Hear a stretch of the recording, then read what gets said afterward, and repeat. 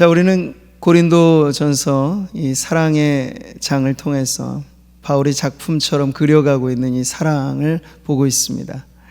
화가의 그림을 이해하는 방법은 이 화법을 이해하는 거예요. 지난번에 말씀드린 것처럼 바울은 지금 어찌 보면 명암법이라고 해서 밝고 어두움을 확실하게 이 대비를 이루어 실체를 더 도드라지게 만드는 그런 방법을 사용하고 있습니다. 그래서 사랑, 이것이 사랑입니다 라고 가르쳐 주는 것은 아주 밝은 면이죠. 그런데 이것은 사랑이 아닙니다 라고 하는 어두운 면이 이제는 같이 대조가 됨으로써 우리가 이 두 가지를 비교하여 볼 때 참 사랑은 이것이구나 하는 걸 이제 알게 되는 거예요. 우리가 지난 시간 사랑을 꽃에 비유했다면 인내라고 하는 거, 오래 참음의 사랑은 사랑이 피어내는 아름다운 꽃이고, 온유의 사랑은 그 꽃이 바라는 향기라 말할 수 있습니다. 자, 그런데 우리는 같은 한 구절에서 오늘 전혀 상이한 사랑의 정의를 보는 것인데요, 표지판으로 말하면 이렇습니다. 이리로 오십시오, 아니면 저리로 가십시오. 방향 표지판이 바로 사랑을 정의하는 긍정적인 면이라고 한다면, 이제 오늘 우리가 보게 되는 내용들은 이리로 오면 안 됩니다. 위험 지역, 경계 표시, 이런 위험을 알리는 경고 표시판이라고 할 수 있겠습니다. 그래서 바울이 오늘 이 성경이 우리에게 가르쳐주는 이 세상에 사실 흔하디 흔한 사랑이라 불려지는 많은 것들 속에 스며 있는 그 독소 조항 같은 거라고 생각하시면 되는 이 내용들을 살펴보면서 우리 안에 무엇을 비우고 또 무엇을 채워야 하는지에 대해서 함께 살펴보도록 하겠습니다. 여러분 아마 이 말을 종종 들으셨을 거예요. 태초에 관계가 있었다. 그만큼이나 이 관계라고 하는 건 매우 중요한 개념인데요, 우리의 믿는 바 하나님 어떤 분이시죠? 삼위일체 하나님. 삼위일체 하나님 안에는 관계성이 벌써 있는 거예요. 성부와 성자와 성령, 삼위 하나님 사이에 말이죠. 자, 그 하나님이 창조하신 작품 세계이기 때문에 이 세상도 관계로 맺어져 있습니다. 암수 한 쌍씩 창조를 하신 거예요. 그리고 사람을 지으실 때도 독초하는 것이 좋지 않다 하셔서 남자와 여자를 창조하셔서 관계로부터 인류가 계속해서 생육, 번성, 땅에 충만하도록 하신 거죠. 어디 사람의 세계만 그렇겠습니까? 사람이 살아가는 이 세상과도 우리는 그 엮여진 관계 속에 살아가는 거예요. 그렇기 때문에 여러분, 관계가 온전하면 행복합니다. 관계가 온전하면 평안합니다. 근데 관계가 깨어지면 어때요? 불행합니다. 관계가 깨어지면 불안정해지게 마련인 거죠. 자, 이런 점에서 우리가 지금 이해하는 사랑이라고 하는 건 어디 붕 뜬 개념이 아니고 인간의 관계 속에 우러나오는 것. 오래 참는 것도 관계, 온유한 것도 관계잖아요. 근데 지금 이제 이어서 나오는 사랑을 일그러뜨리는 이 문제의 삼총사가 있어요. 시기와 자랑과 교만이 바로 그것인데, 이 역시도 관계 안에서 일그러지게 만드는 그런 문제라고 할 수 있는 거죠. 자, 지금 바울이 순서 없이 이 사랑의 속성들을 제시하지 않는다, 제가 지난 시간에도 말씀을 드렸습니다. 왜 인내의 사랑이 앞서는가, 그리고 인내의 사랑 뒤에 온유한 사랑이 나오는가, 이 관계가 있어요. 그런데 지금 이 부정적인 어두운 면을 그려내면서도 마찬가지로 다른 많은 것 중에 8가지 어두운 항목들 가운데 먼저 시기, 자랑, 교만, 이 3종 세트가 딱 나온 것엔 그만한 이유가 있겠죠. 이 편지는 지금 고린도 교회를 향한 메시지예요. 이 고린도 교회는 은사가 충만한 교회, 능력이 나타나는 교회. 우리는 그렇게 되고 싶어서 정말 조바심이 날 만약 오늘날의 그런 교회들이라면 지금 고린도 교회는 그게 다 가득했어요. 근데 문제는 고린도 교회는 그럼에도 불구하고 늘 삐그덕거렸다는 거예요. 관계 문제를 앓고 있었습니다. 근데 그들 안에 이 고린도 교회가 진정 사랑의 공동체여야 하는데 가진 것 많이 있고, 고린도 교회는 그 지역의 특성상 물질적인 부분에도 어려움이 없는 교회였어요. 그러니까 영적 은사와 물질적인 축복, 이 모든 것들이 성도들 안에 있었는데도 불구하고 왜 그들은 불행했을까? 왜 그들은 위태로웠을까? 이 관계에 문제가 생긴 것인데, 관계를 병들게 만드는 가장 심각하고 우선된 문제가 있으니 그것이 바로 시기요, 자랑이요, 교만이라. 지금 그렇게 나오는 것이죠. 자, 우리 이 문제를 그렇게 한번 큰 틀에서 이해하고 4절의 말씀을 한번 천천히 한번 더 읽겠습니다. 사랑은 오래 참고, 사랑은 온유하며, 시기하지 아니하며, 사랑은 자랑하지 아니하며, 교만하지 아니하며. 주무시기 전에 계속 암송들을 좀 하고 계신가요? 처음부터 계속 누적해서 꽉꽉 눌러가면요, 나중에 설교 마칠 때쯤 되면 여러분 인생에 아로새겨진 이 고린도전서 13장의 말씀이 딱 우리의 인생의 좌우명이 될 줄 믿습니다. 자, 이 말씀 어렵진 않죠. 이거요, 세 문장으로 딱 정리가 돼요. 사랑은 시기하지 않습니다. 사랑은 자랑하지 않습니다. 사랑은 교만하지 않습니다. 반대로도 의미는 똑같아요. 시기하는 것은 사랑이 아닙니다. 자랑하는 것은 사랑이 아닙니다. 교만한 것은 사랑이 아닙니다. 자, 여기 나오는 첫 번째, 이 시기하지 않는 사랑. 여러분, 이것이 뭘까요? 시기라고 하는 단어가 가지고 있는 이 원어의 의미는 긍정적이면서 부정적인 걸 같이 포함합니다. 어떻게 사용되느냐에 좀 차이가 있어요. 이건 하나의 열정이거든요. 열정. 그래서 이게 좋게 사용되어지면 열심을 갖는다, 열정을 품는다, 이런 의미가 돼요. 근데 이게 부정적으로 작용하면, 쓰여지면 어떻게 될까요? 열정은 열정인데 좀 삐딱한 열정이죠. 어떤 열정인가요? 남이 잘 되는 것을 기뻐하지 않는 열정이에요. 그냥 잘 되거니 그렇게 바라보는, 그냥 무심한 듯 툭 던져놓는 그런 마음이 아니고, 누군가 잘 되는데 그 누군가는 반드시 나와 가까운 사람일 겁니다. 사촌이 땅을 사는데 왜 배가 아픈 거예요? 가까운 사람이 잘 되는 것에 우리는 그런 반응들이 쉽게 나온다는 이야기죠. 근데 이 부분에 있어서 아주 열심을 가지고 질투심이 생긴다 하는 게 바로 지금 이 시기라는 단어의 의미예요. 하나님께서 사실 우리들에게 허락하신 이 모든 관계들을 보시면 어느 것 하나 사랑하지 않을 관계는 없어요. 부부지간은 사랑으로 맺어지고, 부모와 자식도 사랑의 관계고, 형제지간도 다 사랑, 교우들도 사랑으로 엮여져 있고, 이웃들도 다 사랑해야 될 대상인데, 여기에 시기심이라고 하는 게 작동하기 시작하면 이제 어떻게 그 말로가 비참해지는가를 보는 거죠. 성경에 몇몇 예가 있습니다. 그중 하나, 이 가인과 아벨의 문제예요. 아담과 하와, 인류의 조상, 그들 슬하에 처음 태어난 첫째, 둘째, 그러니 얼마나 소중한 자식들입니까? 그 자식들끼리도 얼마나 사실 친밀한 관계여야 합니까? 근데 어느 날인가 이 가인에게 시기심이 찾아오게 돼요. 그 마음이 생기게 돼요. 왜? 뭐 때문에? 아벨, 동생이 드린 제사는 하나님이 받으시고 자기가 드린 제사는 하나님이 안 받으신 거예요. 그럴 때 빨리 반성하고, 내가 동생만 부족한 게 뭐가 있을까?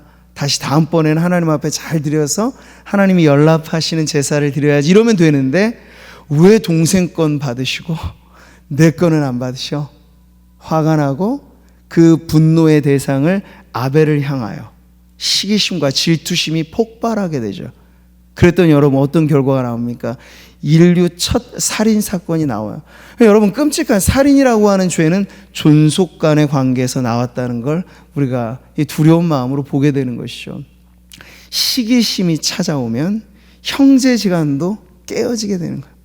시기심이 찾아오면 부모 자식 간에서, 그러니까 천륜이라 말하는 이 모든 관계에도 시기하고 질투하고 투기하는 마음이 생기면요, 왜 형들이 요셉을 팔아버렸습니까? 아버지 사랑 독차지한다는, 그거 막내 동생 사랑받는 거 형들이 좋게 생각하면 좋은 건데 그걸 참아내지 못하는 거예요.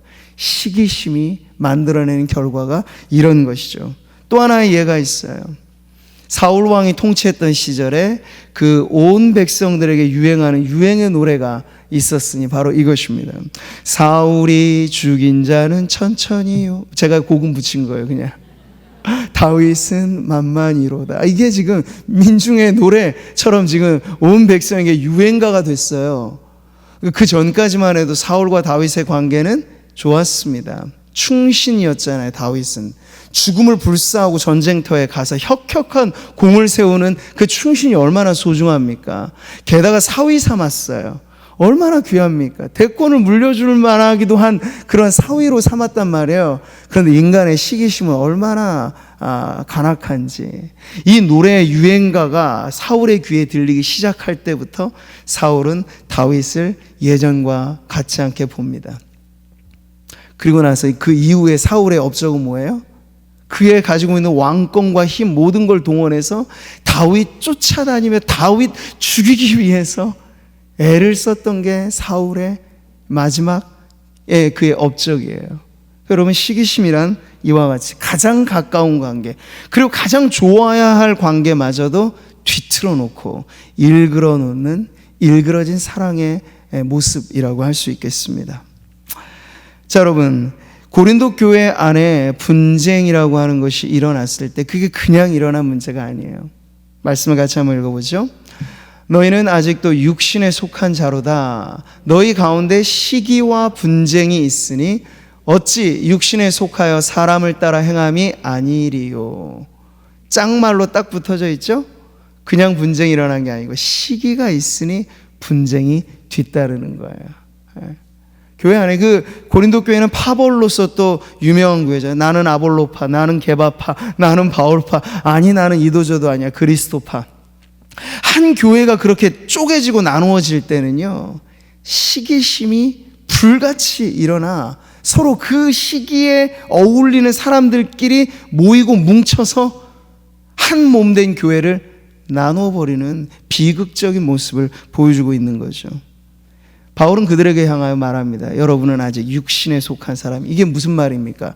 사랑은 사랑이로되 그저 육정에 따른, 자기 기호에 따른, 자기 어떤 관심에 따른 그 정도의 사랑 이상으로 벗어나지 못하고 있습니다. 이거 보여주는 거예요. 우리가 참된 영성을 말할 때 그 영성의 바로미터 기준은 사랑으로 측정되는 것인데, 그 사랑이라고 하는 건 성도들을 대할 때 교회 안에서의 교회 생활도 마찬가지인 거예요. 시기하는 마음으로 서로를 대하지 않으면 교회만큼이나 화평하고 아름다운 교회가 없는데, 시기의 불꽃이 교회를 사르게 되면 교회만큼이나 문제 많고 교회만큼이나 시끄러운 곳이 없을 정도로 심각해진다는 걸 우리는 고린도 교회뿐만 아니라 2000년 교회 역사를 통해서, 교회 뼈아픈 분열의 역사를 통해서 지금 알아오고 있는 것이에요.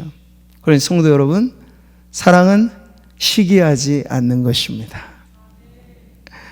여러분, 어떻게 그러면 이 시기하지 않는 사랑으로 형제지간, 가족관계, 그리고 이웃과 교우관계를 우리가 이어갈 수 있을까요? 그 실천의 문제에 있어서 우리가 작은 것에서부터 출발하면 되죠. 타인과의 관계에서 시기심, 이게 사랑을 일그러 놓는 병폐라고 한다면 이걸 어떻게 비워낼 수 있을까요? 상대방에 대한 인정에서부터 시작을 하는 겁니다. 따라해 보시죠. 사랑은 상대방을 인정하는 것입니다. 네, 시기하지 않는다는 말의 긍정적인 의미가 뭘까를 이제 우리가 살펴보면 그건 인정으로부터 시작하는 거예요. 누구나 보면요, 잘잘못이 사람들에게 있어요. 잘한 것 있고 못한 것 있어요. 근데 우리가 잘한 것 봐도 그거 잘한다라고 말하면 그게 객관적인 평가잖아요. 멋지다 이렇게 말하면 될 걸, 마음이 조금 비틀려지면 잘난 체 하네 이렇게 나오는 거예요. 잘한다라고 하면 아주 고운 말이 되는데 잘난 체 하네 하면 이제 이게 고가운 말이 되는 거죠. 칭찬 아닌 비난을 우리가 마음에, 입술에 익숙하게 달고 살면요, 나도 모르게 계속 시기심을 계속 군부를 때우는 거라 생각을 하시면 돼요. 시기하지 않는 사랑, 인정으로부터 시작해서 더 적극적으로 나아가면 뭘까요? 칭찬과 격려의 말들을 서로 나누는 것이죠. 한꺼번에 우리가 온 세상을 사랑하겠습니다. 그건 거짓말이에요. 그건 안 되는 말이고, 저희가 지난 시간에도 봤죠. 한 번에 한 사람씩. 그리고 시기심이란 나와 전혀 상관없는 사람에게 대하여 작동하진 않아요. 나와 가까운 사람, 그러니까 가까운 사람에게서부터 우리가 그를 인정해주고 그에게 격려와 칭찬의 말을 해주는 것이 이제 우리가 시기하지 않는 사랑을 실천하는 작은 한 걸음 한 걸음이라고 할 수 있겠습니다. 칭찬은 고래도 춤추게 한다는 말이 있잖아요. 그만큼이나 좋은 건데 우리가 칭찬에 인색해요. 예. 이 칭찬이라고 하는 건 돈 드는 말이 아닙니다. 상대방을 보고 그 사람에 있는 작은 것이든 어떤 것이든, 오늘 예배하는 자리에 이렇게 한 주 만에 우리가 만나면 얼마나 반갑습니까? 가을이 돼서 몰라요. 가지고 계신 스카프를 그냥 하고 오신 건지 뭔지 새로 산 건지 모르지만 예쁜 스카프를 딱 하고 오시면 거기 칭찬할 말이 나오잖아요. 근데 그런 거 보시고 그 스카프 어디서 샀어 집사님 이렇게 얘기하시면 칭찬이 안 되고, 그거 비싼 거 같은데 그렇게 말씀하시지 말고, 야 어쩜 집사님한테는 그 스카프가 그렇게 잘 어울릴까요? 이러면 이제 좀 칭찬이 되는 거죠. 하나라도, 여러분 작은 것 하나라도 우리가 칭찬하려고 서로 들여다보면 예쁜 게 보여요. 멋진 게 보여요. 좋은 게 보여요. 아멘이라고 하셨으니까 한번 연습해 보겠습니다. 지금 옆에 있는 성도님들, 가장 가까이 예배하는 성도님들을 한번 살짝 보시죠. 네. 그리고 칭찬할 만한 게 뭔가 한 가지씩 한번 찾아보시고, 제가 10초간 시간 드릴 테니까 칭찬의 말로 서로 한번 사랑을 표현해 주시겠습니다. 시작. 네, 좋습니다. 우리 찬양대도 서로 칭찬을 하시고, 연습이라고 생각하시면 좀 편하죠. 근데 매일같이 그렇게 연습을 하신다 생각하면 돼요. 결혼을 앞둔 제가 청년들 만나서 미리 신방하고 이 결혼식에 필요한 가르침을 주고 하는데, 미리 예행 연습을 많이 시켜줘요. 연애 시절하고는 전혀 게임이 틀리다. 이 부부 시간이 되는 건, 연애는 이벤트의 연속이잖아요. 좋은 면만 보여주잖아요. 근데 신혼을 여행 가면서 그 다음 날부터 보는 건 맨 얼굴을 보는 것이고, 거기서부터 서로에게 보여주고 싶지 않은 모습들을 보는 게 부부관계의 첫걸음인 거예요. 근데 그럴 때 어떻게 이 관계를 잘 이어가느냐, 비결은 그냥 알아주겠거니 이심전심의 경지는 한 50년 부부생활, 그것도 아주 잘 이어가면 되는 거고, 처음엔 그렇지 않다. 말해줘야 된다. 작은 것 하나로 표현해줘야 된다. 이런 걸 제가 가르쳐 주거든요. 마찬가지예요. 우리 성도님들의 가정 안에서도 가까운 관계니까 그냥 알아주겠거니 그게 아니에요. 칭찬과 격려와 인정의 말들은 가까울수록 우리가 듣지 못하는 말이기도 하거든요. 그걸 해주셔야 돼요. 해줘야 내가 그렇게 소중한 사람이에요. 오늘 아름다운 이 찬양으로도 봉헌송 했잖아요. 다들 사랑받기 위해 태어난 분들인데 그걸 안 말해주면 모르는 거예요. 왜 오늘날이 우울 사회입니까? 왜 연예인들은 그렇게 스타가 되고 나서도 스스로 목숨을 끊는 비극적인 결말을 갖습니까? 자신의 자존감을 상대방으로부터 확인할 길이 없으니까. 우리는 남 잘 되는 걸 잘 좋아하지는 않아요. 시기라는 건 그런 거거든요. 남 잘 되는 걸 기뻐하는 마음이 아니라 그걸 싫어하는 마음인데, 인터넷 댓글에서 얼마나 잔인한 말들이 막 쏟아져요. 누구 잘 되는 거 우리는 싫어하는 사람들이 많아서 조금만 흠집 보이면 거기에 융단 폭격을 하는 거예요. 그러니 못 버티는 거죠. 자신의 자존감이 건강하지 않은 사람은 그 쏟아지는 시기 어린 말들에 결국 스스로의 목숨까지 끊을 지경까지 가는 거예요. 이 시기심이라는 건 그만큼이나 잔인한 것입니다. 사랑하는 성도 여러분, 우리가 칭찬과 격려의 말로써 시기하지 않는 것이 사랑입니다 라고 하는 것에 실천을 해나갈 때 한 번에 한 사람씩, 나와 가장 가까운 가족과 교우들에게서부터 그렇게 시작하시는 성도님들 되시기를 축복합니다. 자, 두 번째, 일그러진 사랑의 모습이 자랑입니다. 사랑은 자랑하지 않는 것입니다.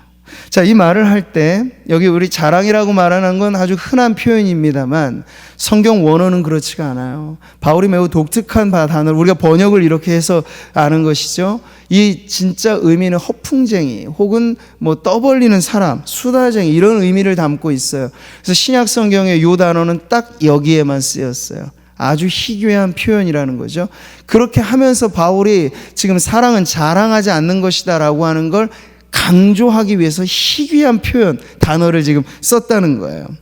자랑은 무엇입니까?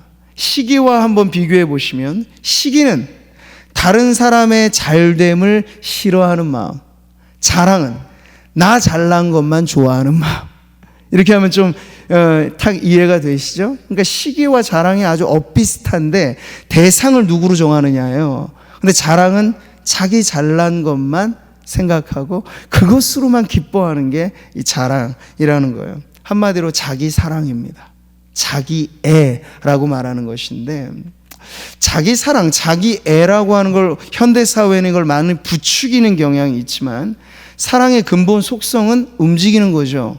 내게 머무르지 않습니다. 내가 받은 사랑은 흘러가는 것입니다. 근데 자랑은 뭐예요? 담아두는 거예요. 그러니까 자랑할 거리가 있으니까 자랑하겠죠. 근데 그것마저도 나누고 베푸는 것으로 쓰면 이 자랑의 방향이 틀려지게 되는데 자꾸 자기 안에 내세우는, 오늘날의 이 사회가 서로들 간에 먹을 것 하나만 먹어도 그 왜 그냥 드시면 돼 사진 찍어서 올릴까요?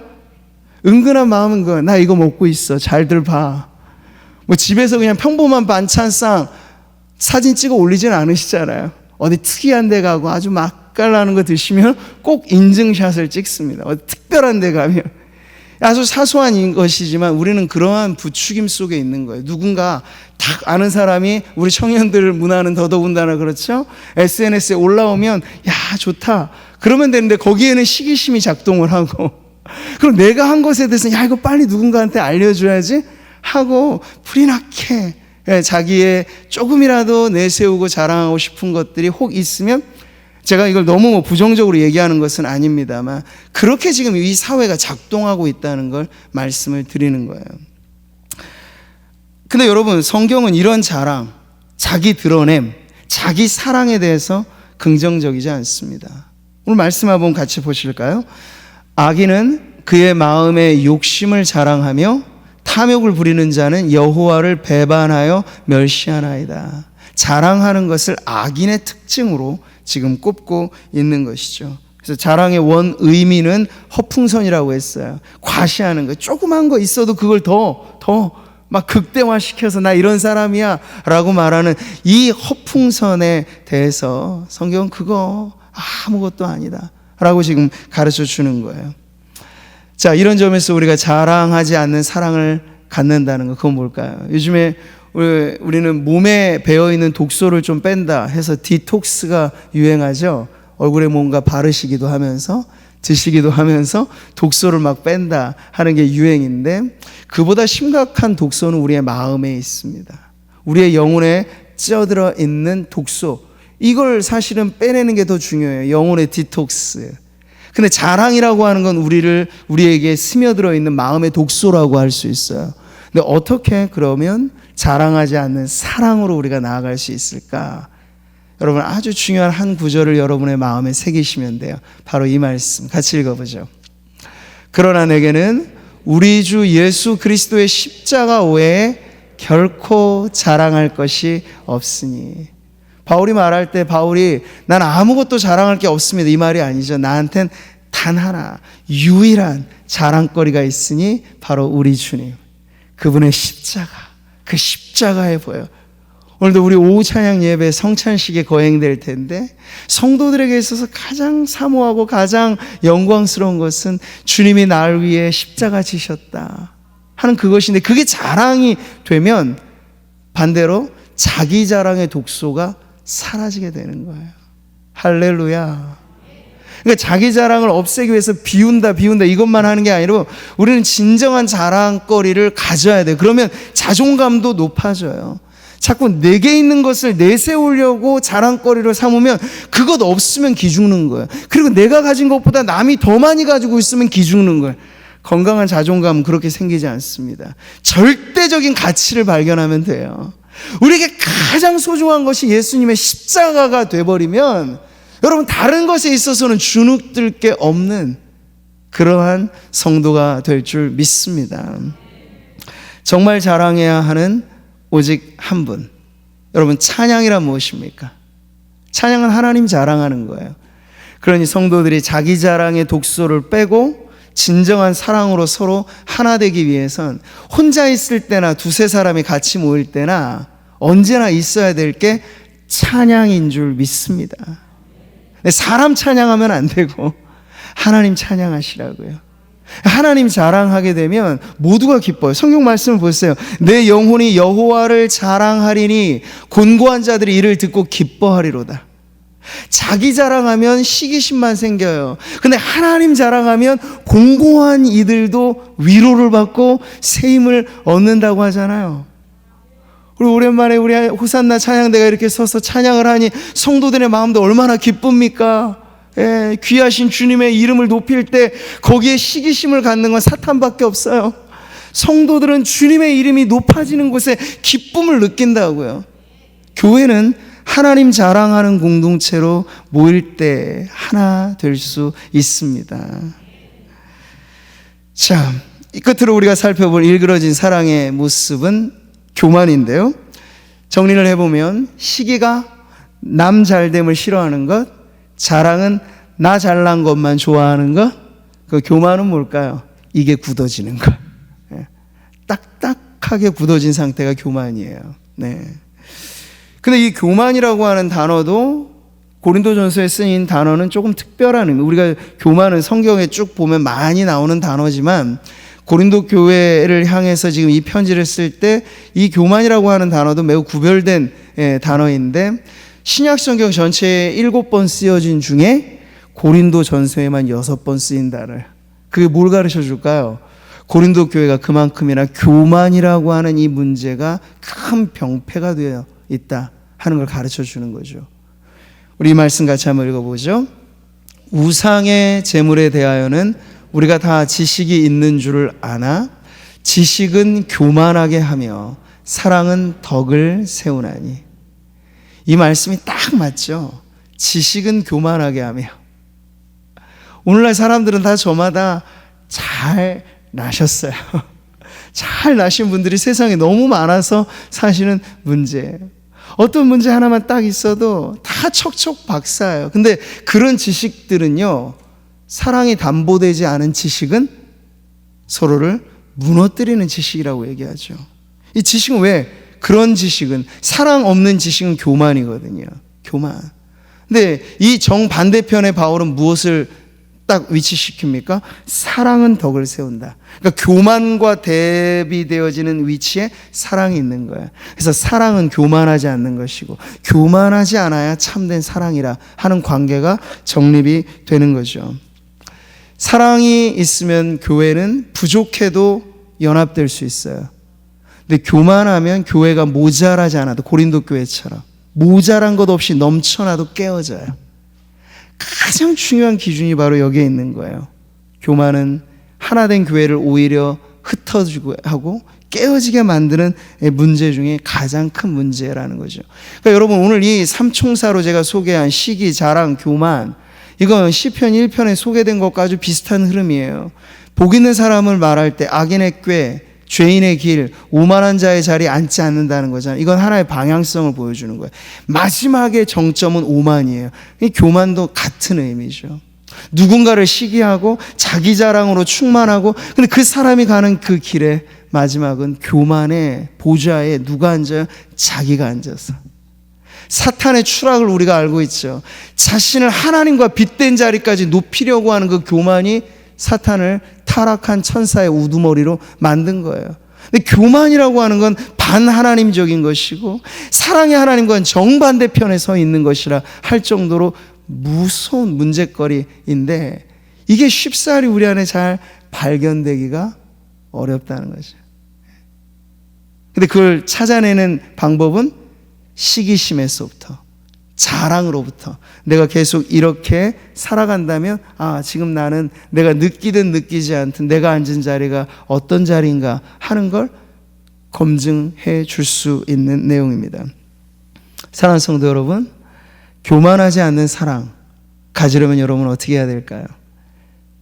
자랑하지 않는 사랑을 얻기 위해서 우리는 하나님만을 자랑하자, 하나님만을 찬양하자 하였잖아요. 교만하지 않는 사랑도 방법은 어렵지 않습니다. 태양과 멀어질수록 차가운 행성이 되잖아요. 가까울수록 그 빛의 열기에 영향을 받는 이치처럼 가장 겸손하신 분을 여러분 가까이 모시면 돼요. 그분이 누굴까요? 나는 마음이 온유하고 겸손하니. 사랑의 왕이신데 우리 예수님은 겸손의 왕이시기도 해요. 그러니까 예수님의 사랑은 겸손한 사랑이에요. 예수님의 사랑에는 교만이란 찾아볼 수가 없어요. 그러니까 예수님과 친밀해질수록 여호와께 가까이함이 내게 복이라. 왜 복이겠습니까? 주님을 닮게 되거든요. 겸손한 주님의 사랑에 물들어지는 비결은 겸손하신 주님의 사랑을 더 깊이 맛보고 그 사랑받은 사람만 그 사랑 알도다 하였으니 주님의 사랑, 그 겸손한 사랑을 더 깊이 받아 누릴 때 우리도, 우리의 사랑도 주님 닮은 사랑으로 물들어질 줄 믿습니다. 주님의 마음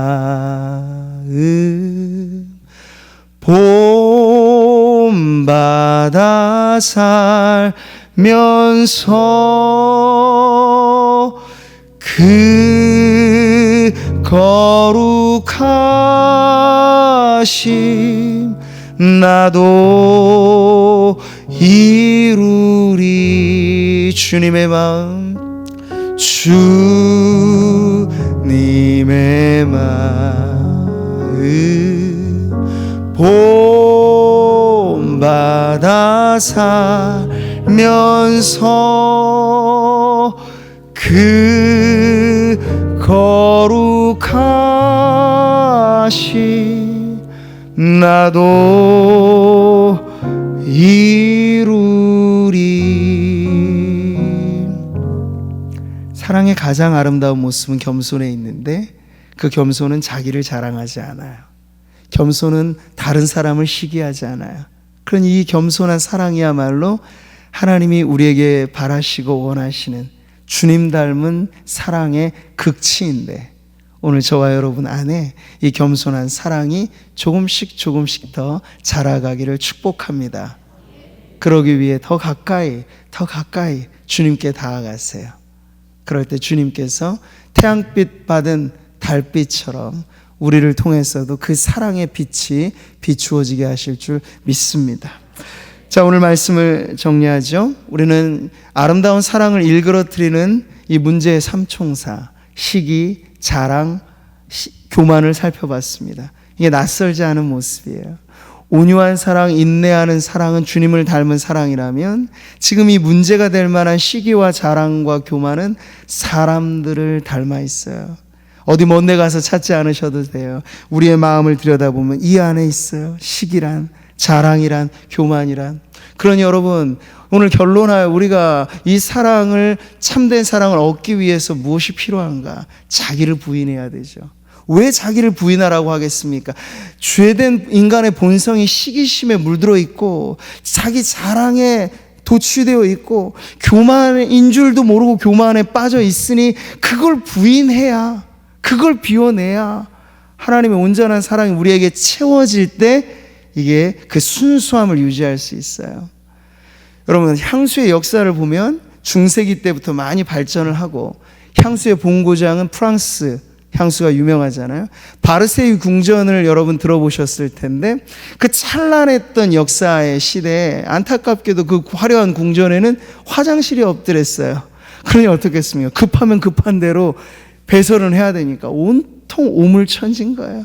그 역한 냄새를 막기 위해서 뿌려대기 시작한 것이 향수. 중세 사람들은 이상한 미신이 있어서 태어나서 죽을 때까지 씻는 거를 많이 안 했어요. 몸을 샤워하고 목욕하는 걸 매우 안 좋은 것으로 생각했거든요. 그러니 안 씻고 버텨낼 재간이 없는데 냄새가 나잖아요. 근데 그걸 막으려고 향수를 뿌립니다. 근데 향수가 씻지 않은 몸에 계속 살포된다고 생각해 보세요. 그럼 나중에 더 역한 냄새가 나죠. 이와 같이 우리 안에 있는 시기를 내어버리지 않고, 자랑을 비워내지 않고, 교만을 떨궈내지 않은 채로 좋은 것, 좋아 보이는 것, 내가 다 가져야지, 그것도 욕심인데, 그러면 아주 이상한 악취가 나오게 되어 있습니다. 그러니 오늘 가르쳐 주신 이 말씀 우리에게 적용할 때, 하나님, 내 안에 있는 시기를 비우고 내 안에 있는 자랑을 버리고 내가 앉아있는 교만한 자리를 내려서서 참된 그 사랑을 다시 하나님 누리게 하여 주시옵소서. 이런 기도로 나아가는 것이에요.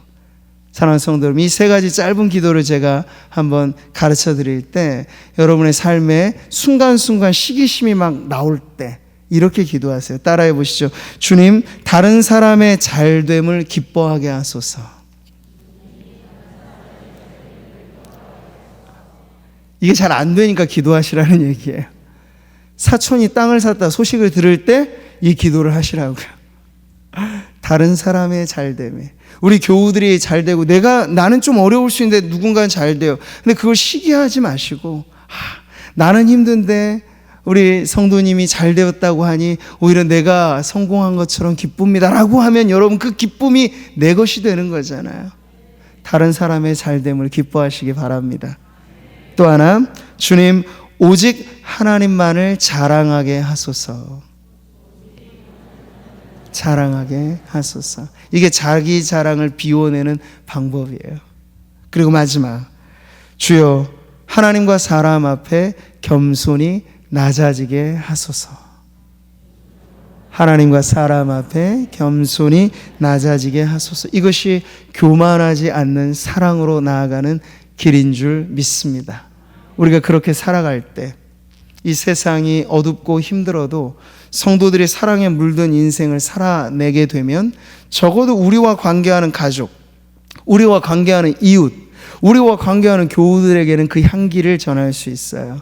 그렇게 세상을 바꾸어 간다면 여러분, 세상이 하나님의 은혜 안에 조금씩 아름답게 변화되어지는 그 자리에 저와 여러분, 우리 사랑하는 성도님들이 사랑의 증인들 혹은 사랑의 메신저로 쓰임받게 될 줄 믿습니다.